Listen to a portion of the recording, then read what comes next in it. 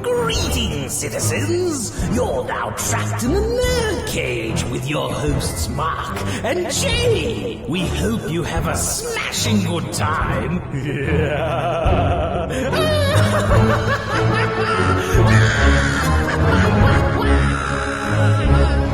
Yes, hello and welcome. That's right, you're trapped in NerdCage Live. This ain't just a reaction show, but a debate show, a live discussion of everything that makes people like you and I tick. So again, thank you for joining us tonight. I am your co-host, Jay St. G, coming to you live from Syracuse, New York, and always with me, my man, the Fiend from Louisville. Marq, what's shaking, boss? Hey, what's going on, man? Just enjoying a fabulous Father's Day. Happy Father's Day to all the dads and stepdads and the granddads and any type of father that you are. Happy Father's Day to you, sir. Yeah. So I wanted to start off right off the top with a movie that you and I both have watched this week, Just Mercy. I think that is one of the great movies of this year. Even though it came out a little bit sort of towards the tail end of last year, now it's sort of become available for streaming. It's free, and I just think everybody in that film did an amazing job. So right off the top, I just kind of wanted to see like what your thoughts were on this movie. I absolutely loved it. I was intrigued from day one because Michael B. Jordan's been on the rise for the last few years now, and I've always been a fan of Jamie Foxx. So to see the two of them together, it was fascinating. And to add to that, anybody who's a fan of To Kill a Mockingbird should really like this movie. But here's the more fascinating thing: this is based on a true story that happened in I believe 1987. Right. So to see how it all historically happened and how everything was explained at the end of what happened with everybody, it was just what an amazing performance from everybody. Michael B. Jordan, who's always been great. He has come a long way since his Fantastic Four days. And Jamie Foxx never fails. He is up there with Denzel. I wouldn't put him above Denzel, but he's just up there, and you know you're going to get a great performance from him. He always gives it his all, and his wave of emotions that he expressed, oh my gosh, and I came to tears at the very end. I really did. And the one thing I want to talk about that I don't think anyone is aware of, at least I wasn't aware of going into the movie, O'Shea Jackson Jr. Yes. Though his role is brief. Right. My goodness, has this man come a long way. I mean, I dare say, I know I'm going to get so much crap for this, but I think he's a better actor than his father was. Well, yeah, I mean, and I would agree with that. I mean, I think that, he's sort of quietly, taken some smaller roles. I know he had a huge role playing his dad in Straight Outta Compton, and he nailed it on that. Anybody that's seen the movie Long Shot knows that he's like the gem of that movie. And and he, even though, like you said, it's a small, somewhat small supporting role in this one, but I think he knocks it out of the park, because he didn't play like, I don't want to stereotype or nothing, but like in the first movie, Straight Outta Compton, he played his father, and then in Godzilla King of the Monsters, he played a soldier, which he didn't really like the rank, like the different, like I said, his acting wasn't too much different. Right. From there, and then of course we saw him go. Then we saw more of his acting range in, like you just said, Long Shot, where he was just awesome in that movie. And now we get to see the emotional side of him playing a Southern man in prison, which was an innocent man nonetheless. Right. And, wow, that I didn't know he had it in him to do the performance like that, because I'm so used to seeing him as Ice Cube's son. He wasn't Ice Cube's son in this movie, and. It's just like, wow, it's just awesome to see this man's career grow. Absolutely. And not only him, I mean, the entire cast to me was stacked. I mean, you've got Michael B. Jordan, you've got Jamie Foxx, who, I would be very surprised if, he didn't get some kind of Oscar nod or some kind of Golden Globes nod for this performance. Brie Larson, you've got, Rob Morgan, I'm sorry, that's his name, Rob Morgan. A lot of people don't know this person by name, but you've seen him in everything. I mean, he plays Turk in the the Marvel Netflix movies, sort of the okay. criminal that all the superheroes harass. He's also in Stranger Things. He's been in a bunch of things as sort of a smaller principal player. But in this, I think he really shines. He really, he plays. I don't even know the name of the character, but he plays a Vietnam vet that has mental problems and sort of accidentally kills a young girl, and so his last walk, that scene of him and his last walk to be executed, is one of the most powerful scenes in the movie. It is. There's so many powerful scenes. I mean, I won't lie to you. There were a couple dry spots in the movie. I mean, that's to be expected in a courthouse drama. But man, at the end, in the courtroom, and then I don't want to spoil anything. I mean, I know it's history, but just when it all comes together at the end, I mean, I cried. I really did, and only Jamie Foxx could make me cry. Honest to God, he really delivers at the end, and to see all, and then of course reading all the historical facts at the end, it was fascinating. I loved it. Anyone listen? The movie is free right now. We don't know for how long. I think for the whole month of June, it is free. Right. So if you have Amazon Prime and I think Crackle and I think it's there readily available for free. Because this movie definitely did get shafted by the pandemic and everything, and now it's readily available. I highly recommend watching. Even if you say you don't like it, I mean, this movie, it's free. Just take a chance, watch it. I recommend. From both of us, we highly recommend it. I definitely second that. I definitely think that anybody who has the time, invest a couple hours and watch this movie, because I think that it'd be worth it for you. I think you'd really enjoy it. You'd learn a little bit about, some of the civil, some of the civil liberties issues that we've had, and some of the need that we've had for sort of prison reform and criminal reform, and so. It touches on those issues. So again, I highly recommend that you watch it. Yes. And speaking of Jamie Foxx, some bit of news that's been catching momentum in these last few days here. That's extremely fascinating. It's no secret. Mark and I were martial arts fans. I'm a diehard boxing fanatic, and Jamie Foxx has been prepping to play Mike Tyson in a biopic, and man, is he jacked up right now. Holy smokes. Absolutely, yeah. So, so this is actually, I think it's important to note that this movie has been in development since, I think, 2014. I think that's when they first announced it. Yes. And then we didn't hear anything for a really long time, and just a few days ago, we sort of get the affirmative from Jamie Foxx that it is still on and that he is still playing Mike Tyson. In fact, right. I mean, the man was always in shape, but to see now he's like scary. Like, oh my goodness, he looks completely like vintage Tyson. Like, oh my God, like, he's gonna. I have no doubt in my mind. And the interesting thing is I guess Scorsese is somehow involved in this movie. They don't know. I don't know if he's directing or producing or what. But Jamie Foxx has confirmed that this movie, they're going to use a lot of the de-aging technology that we saw in Irish. That was my question about that, because he did a radio interview sometime last week, and he kind of gave like gave us an idea of how the movie would open, and talked about a lot of flashbacks and things like that, and he alluded to technology being used and how it would make him look so much more like Mike Tyson. And so I wondered, well, is this going to be de-aging technology? Because, when he first announced it, he was still in his 40s, but now, I think he's like 52. So he's, I looked it up. He's 52 years old. Oh, okay. So he's a young 52. I thought maybe he was in his 40s still, but okay. Right. Yeah. He's, he's Jamie Foxx. So, the guy doesn't age. Yeah. So with that said, is how far back are they going to go? Are they going to go back to his Golden Gloves days? Yep. The Olympics, or are the flashbacks going to go back to sort of Buster Douglas and beyond? It's a pretty interesting thing to wonder. So I was just, I was curious what you thought about that too.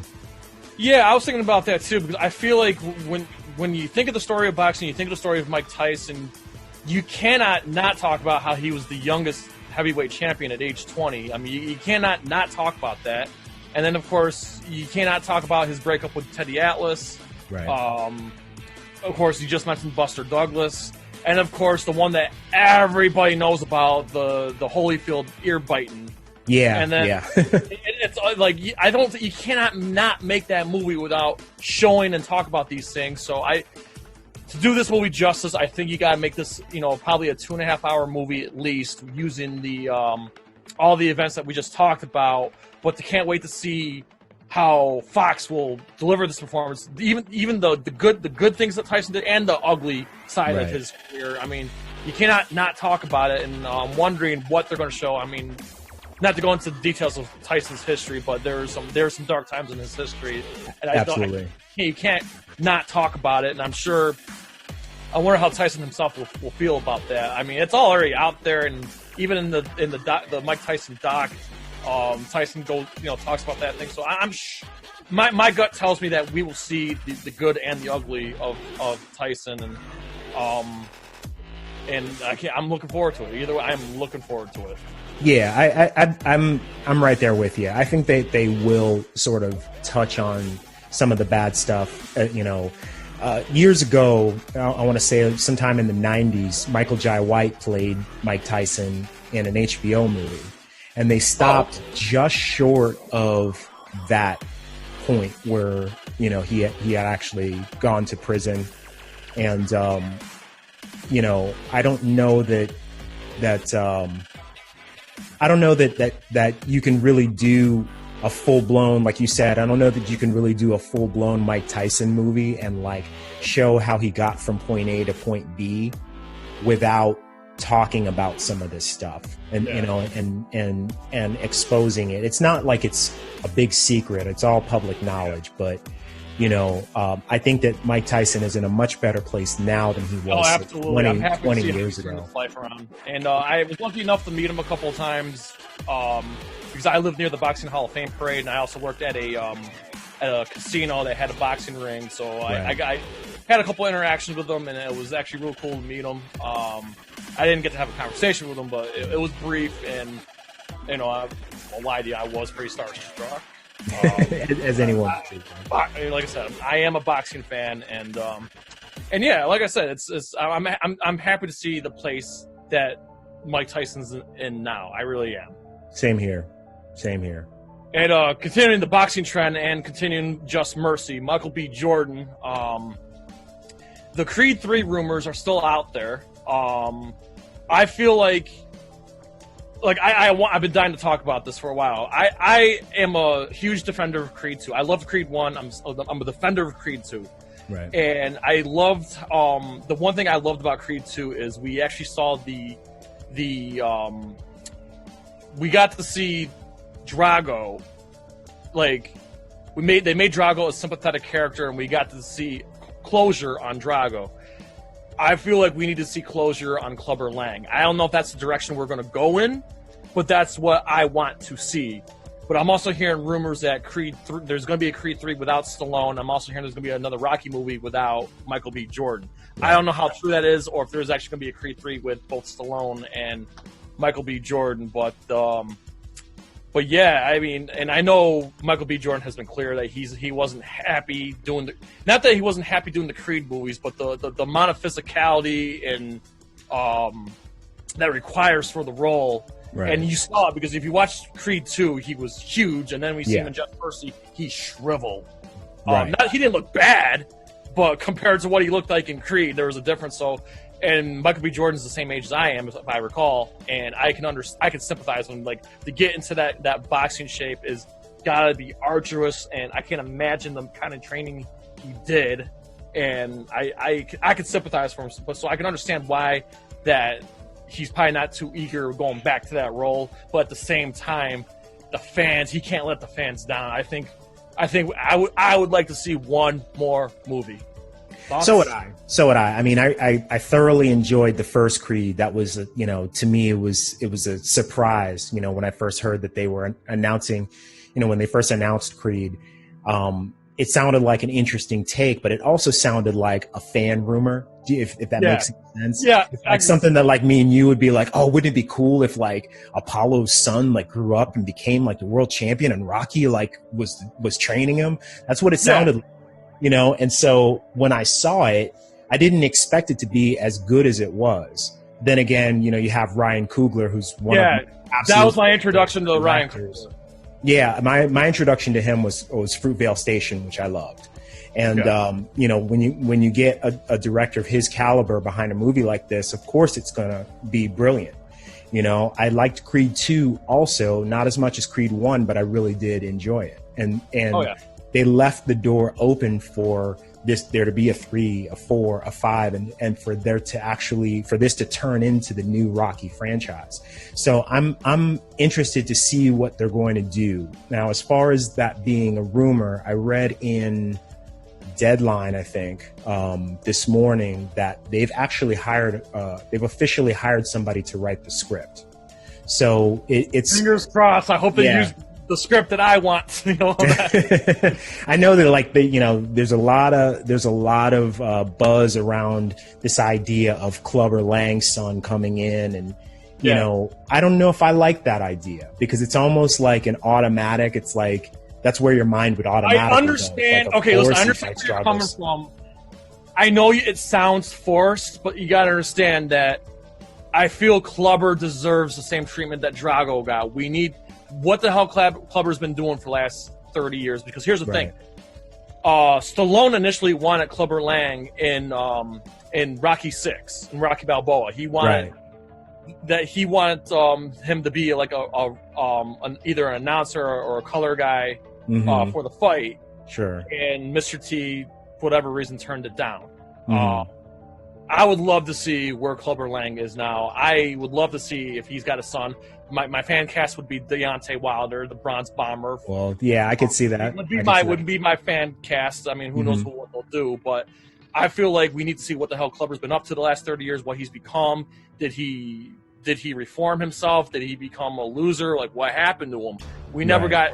I feel like, and I still feel like Rocky 3 is a high point in the series and a fan favorite to a lot of people. So I feel like to the fan service, we deserve to see what Clubber has been up to, and can we tie him in to Creed? That's just my take on it. I really right, and I don't disagree with that. I just kind of think that the idea of like Clubber Lang's son being the next enemy, or not the next enemy, but the next opponent is like it's a little too like on the nose for me. Yeah. I'd like to see Clubber Lang again too. Happen in boxing history. It has happened. We saw Layla Ali fought Joe Frazier's daughter. Sure.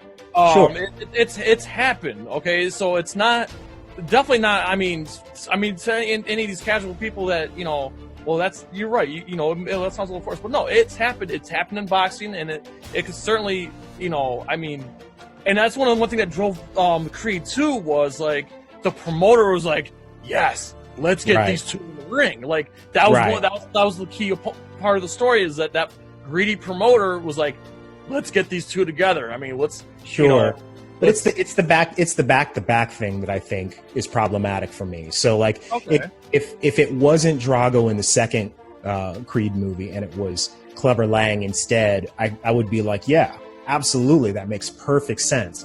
But to have Drago's son be defeated by Adonis, and then sorry for anybody who hasn't seen Creed 2, I just gave away a huge spoiler, but but you already knew that. I mean, you know what I mean? Like, you know how these movies turn out. So anyway, for Drago to be, Drago the second to be defeated, and then now the next opponent is like another son of one of Rocky's opponents. To me, it's a little too much. Now, I would like to but who says that Adonis has to win in this next movie? Who says he has to win it? Right. I think like it would be a little more interesting to me to see Clubber in a different capacity. Like, what if what if Clubber Lang does come back, like an older Clubber Lang does come back, and we've already heard that there's a huge possibility that Sly is not going to be in this next movie. That he's probably going to be doing right. And it's like we don't know the details whether or not he's going to be in it or not. But let's say that he's not, right? And that Donnie needs somebody to train him. Well, why not Clubber Lang? Why not bring him in and have him take on the role that his father took on in Rocky III? That is interesting. And I didn't think of it that way. Yeah, so if you put some kind of spin, and even that might be, might have people being like, it's very Rocky III. Like I said, at least we would see what's going on with Clubber. I mean, that's the thing that's kind of like driving me like off the wall right now. Like we never got that, what the hell's going on with Clubber? So, sure. I feel like that's like the last fan question, right? And of anyone who's a fan of the Rocky and Creed series, I think that's like the last fan question. Well, what's Clubber been up to? Right, and that's definitely been on my mind too. Yeah, I would love to see Mr. T in this movie in some capacity. I would like to see him. Period. I love the guy. Yeah. He's been gone too long. I mean, I know he's active. He's active on Twitter. I know he's living a different life now. And religious beliefs and whatnot. And I totally respect him for that. I know he's trying to get away from that.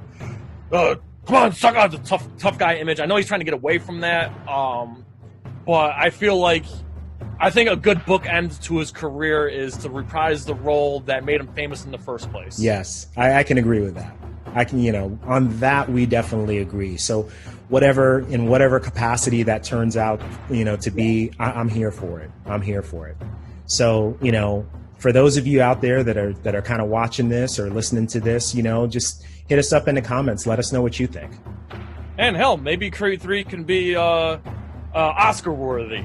Wink. Let's hope. If they bring Ryan Coogler back, definitely. Oh, absolutely, absolutely. I'd love to see. I would prefer Coogler to come back. Don't get me wrong. I like what Stallone did in the last movie, but if I had a choice between Stallone writing and directing, and I would pick Coogler. Yeah, absolutely. I agree with you on that. So I just kind of nodded to the Oscars. Yeah. So to segue into this next topic, the Oscars are making a few changes this year in light of COVID-19. Understandably so. Right. And so, one of the big changes is that they are actually delaying the event. And they've actually changed the eligibility window. So that's going to now include movies that were originally intended to be released in, sometime this year in 2020, but that will be released in the first quarter of 2021. Yeah. So, on the one hand, I think that is a good idea and somewhat fair. But on the other hand, I kind of think it can very, very much like muddy the waters and kind of make it a little bit difficult for future years, sort of causing a domino effect. Like, well, okay, you've got these other movies that are legitimately scheduled and will be released in 2021. Now it kind of narrows the pool for those. Yeah. So you've heard this news. I was wondering what you thought about that. I think we all kind of saw it coming.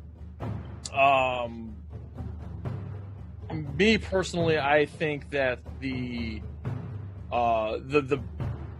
here's the thing: the eligibility, it's going to ruin what most people refer to Oscar season. Like there used to be that small window of the Oscar season that we, the late fall, early winter Oscar season movies that we all flock to, and now it's like, now there is not going to be an Oscar season now, and now it's just like, okay, well, what came out in this year that?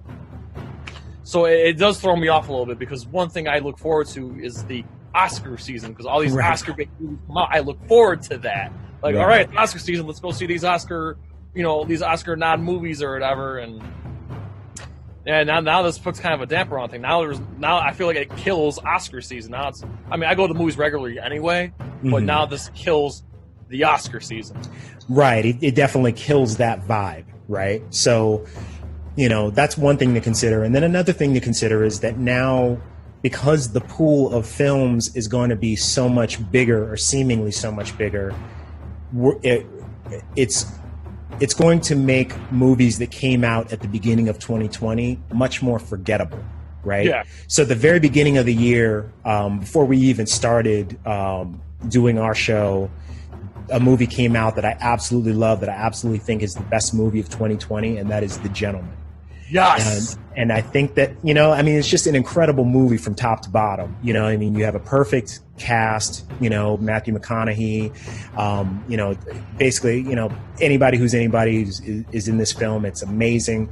And I think that by this time next year, well, by the time Oscar season rolls around next year, you're going to completely forget that even came out in 2020. You know, and you know, a handful of films that have come out in this first quarter are most likely going to get left by the wayside as a result. And that's my biggest worry, because I really do think that, you know, people are going to sleep on some real gems as a result of this decision. I can agree to that. And another movie I want to add to the list, what you just said, Ben Affleck's The Way Back. Oh yeah, yeah. That was another one that I really enjoyed. That, you know, to see that side of Ben Affleck was not a fun watch, but a very powerful watch. And you know, obviously it came out at the beginning of March, and we all know what happened after that. And so there's a handful. There were a handful of great movies in 2020 that's probably didn't get the shaft by the Oscars, regardless. Well, one good thing that they are doing to sort of alleviate the situation is that this year they're going to expand the amount of nominees for Best Picture from 5. I don't like it. You don't like that? I don't like it. Here's why. Why don't you like that? Because people I'm a cinema snob. Okay, I was fortunate enough. I watched every single Best Picture movie that was nominated. You know, 1917, Joker. Mm-hmm. Right. What was that foreign flick again? That one. Wow. Parasite? I can't. The Korean movie. Parasite. Yes, Parasite. Like, I caught all those movies. Mm-hmm. It was great. I was like, all right, so there was like 5 or 6 nominees. I was able to watch them all. Great. Right. And then I can make a conscious decision, well, what movie's worthy of winning? You know, now that they expanded it to 10, it's going to be so hard, not just for me, but for everybody, to go see these movies. Whether if they're still in theaters or not. Mm-hmm. I mean, it's going to be hard to catch all 10 movies and then make the fans, you know, make their own decision. Like, what movie's going to win? Well, there's 10 movies we got to see. Well, this movie won. Well, I didn't see that movie. Right. It's a lot easier when there was only like 5 or 6 nominees, and it's like, okay, go see all 5 movies. Great. Now there's 10, and like I feel like that's going to be it's going to cost the fans a lot of money to go out to see these movies, and it's going to be like, it's just going to be difficult to catch all these movies, and then when the movie, like whatever movie wins or whatever movie doesn't win, well, it's like, all right, well, I didn't get around to that movie, you know, like that. That's the problem I have. So I can't agree with you there. I think I think if they were going to expand it, they shouldn't have doubled the nominees. They should maybe added a couple more, not double. Sure. Well, what I do think, I mean, I think that this kind of helps the situation, but what I think would have been a better solution is to kind of mimic what the BAFTAs are doing, right? So the British equivalent of the Oscars, for a lot of people that aren't familiar with it, what they decided to do was to open up the eligibility to movies that would have had a theatrical release but wound up going straight to VOD. So if we were to do that and keep the number of nominees the same as we do every year, I think that would somewhat normalize the situation. And it would also get a lot more eyes on those movies, you know, because if something is already on, is already streaming, it's already available, and you find out that, hey, this is nominated for Best Picture, this is nominated for Best Supporting Actor, you're much more likely to go to Amazon Prime or to Netflix or wherever it's debuted and watch it, as opposed to, going to your local theater, especially now, especially in the coming months, to try to go out and see, like you said, like 10 movies.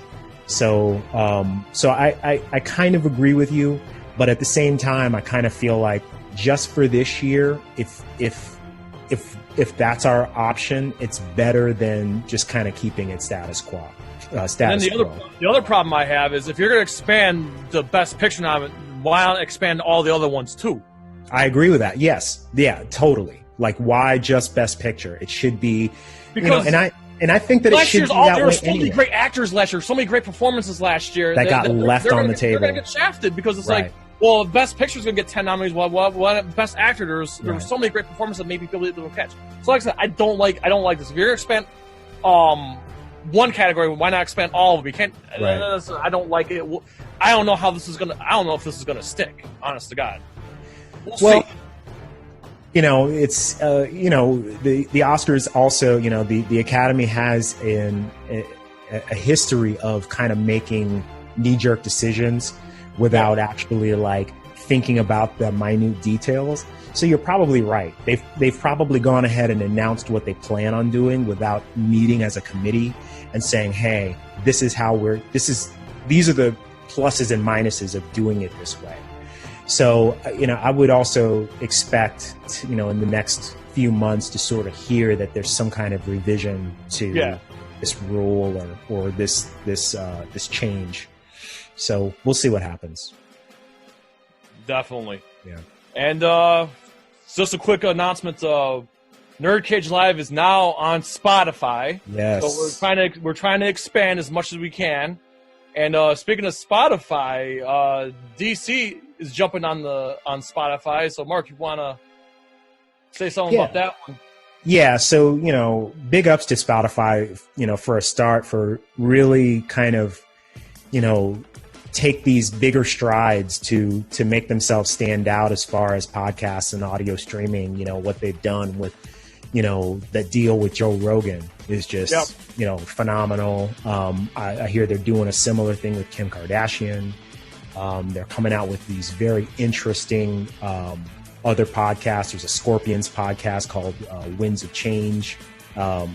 So to get back to the topic of DC, they've actually partnered with Warner Brothers to come out with a series of audio dramas that are based in the DC universe.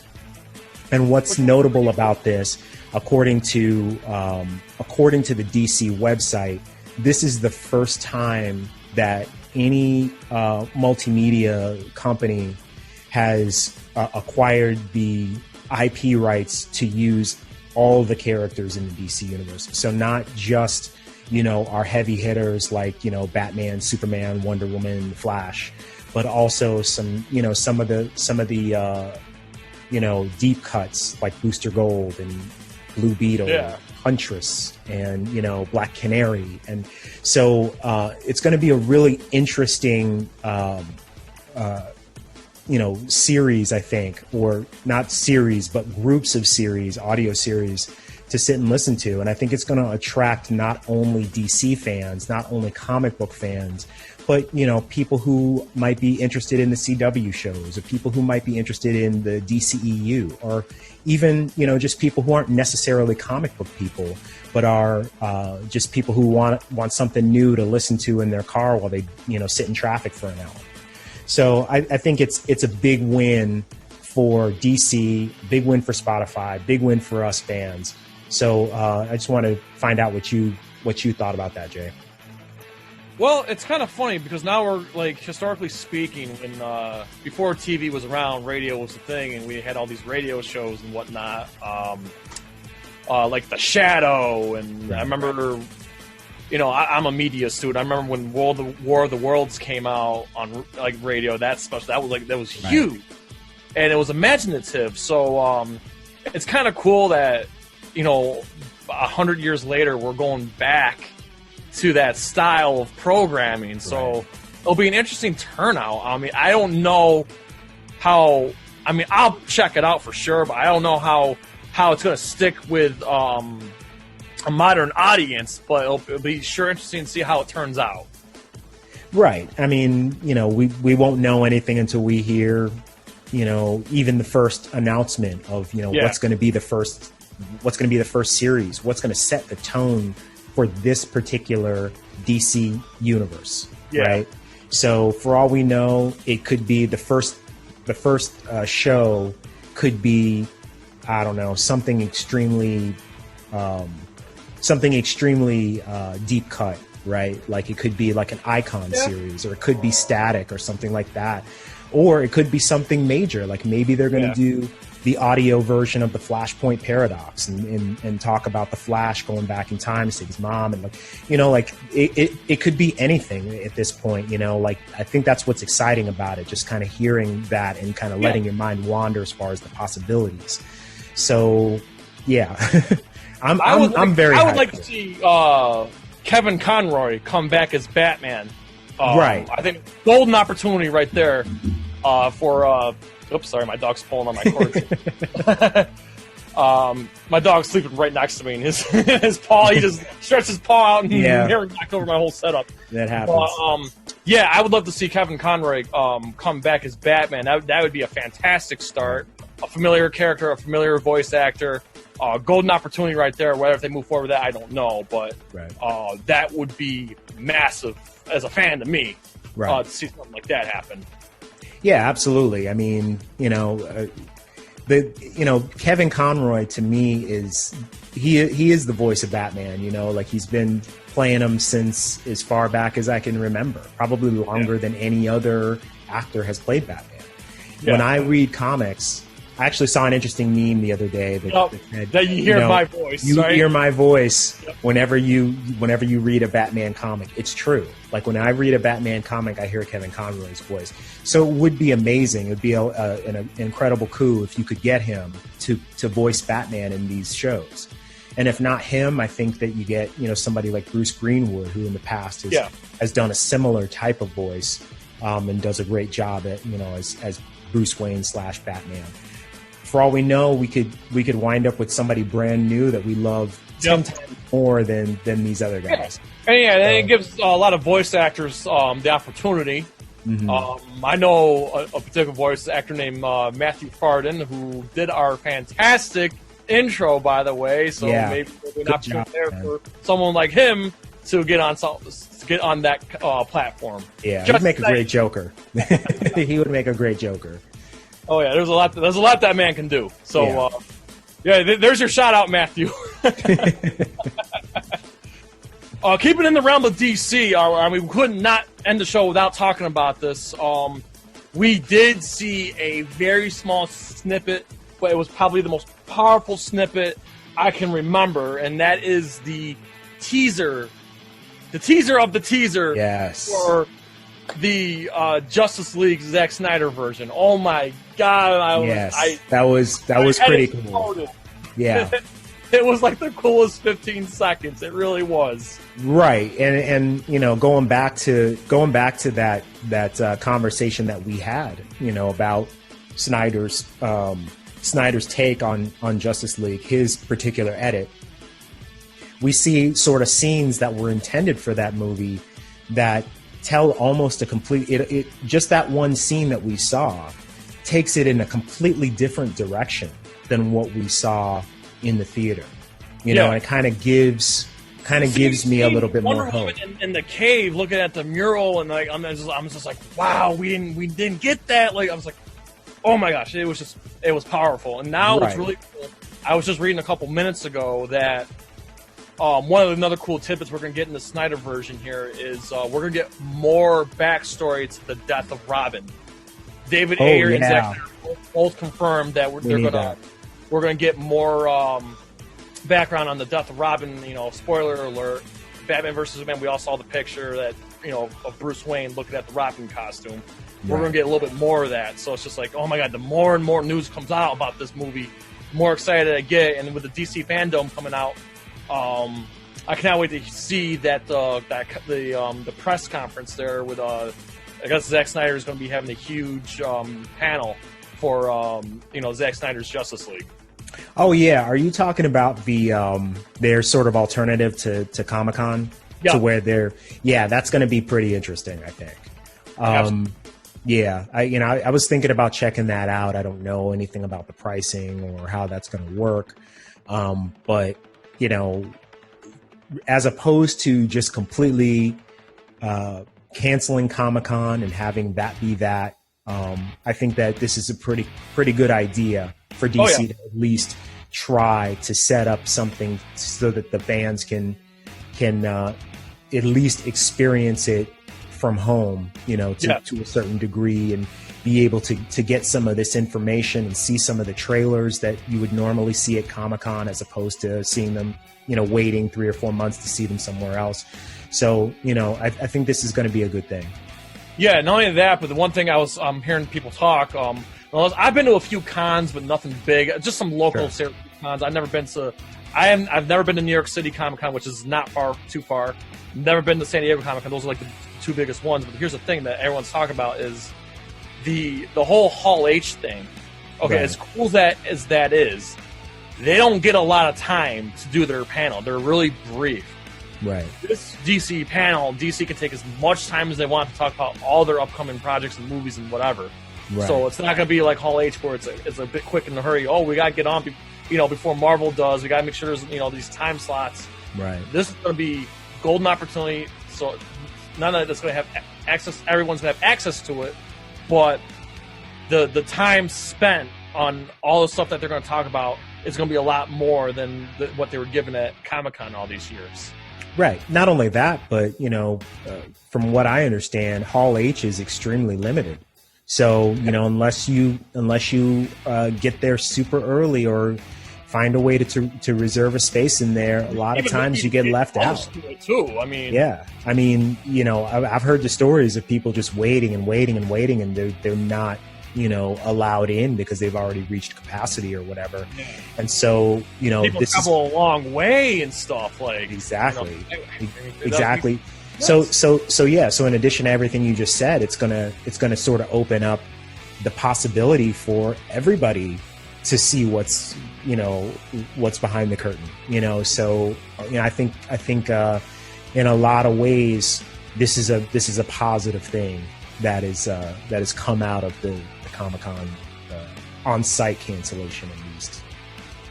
Yes. Well, I'm glad we touched up on that. So I just wanted to, first of all, before we go, Mark, happy Father's Day to you. Thank you. I saw all your personal posts today. It was lovely to see, how your family feels about you and how you feel about, your parents and whatnot. I mean, it was happy Father's Day, man. You're a hardworking guy. It's a blessing to be able to work with you, man. And happy Father's Day to all the fathers out there. I am not one of them, but I appreciate my father. And like everyone who's listening out there, happy Father's Day, and we thank you for listening to our program. We thank you for subscribing. We passed over 50 subscribers. We want to get to 100, so please spread the word out. We are working so hard to make this show better. The best is yet to come. So for that, I say thank you. So please, let's get to 100 subscribers. That's our goal, immediate goal round. Let's get to 100. We can do it. Exciting things are happening. There's a lot more to come. So please, before we go, we ask you to please like, comment, ring that bell, tell everybody, spread this shit like syphilis. So to you, I say, and again, let me reiterate, we are on YouTube, we are on Spotify, we are on Podbean. So there are multiple ways to catch us. We promise we are working hard every day to make this more accessible to everybody. And we're working hard behind the scenes every day. And you guys, the fans who are listening, you guys motivate us. So thank you. Thank you. Mark, anything to add to that? Nope, just reiterating exactly what you said. And, just make sure that you like, subscribe. If you feel inclined, comment. Let us know what you think. Let us know what we can do better. Oh yeah. We're in this to not only talk about movies, but to talk about things that you guys like. So yeah, and connect with everybody. Yeah, absolutely. It's coming soon. All right, we're the webcast itself is coming soon. We're just working a few perks out. So yes, this is a show for us and for the fans. And here it's a party, it's a hangout, and it's going to be a lot of fun. All right, so to you I say, from Louisville to Syracuse, to our friends and fans around the world at NerdCage Live, enjoy life, stay safe, and good night. Sayonara.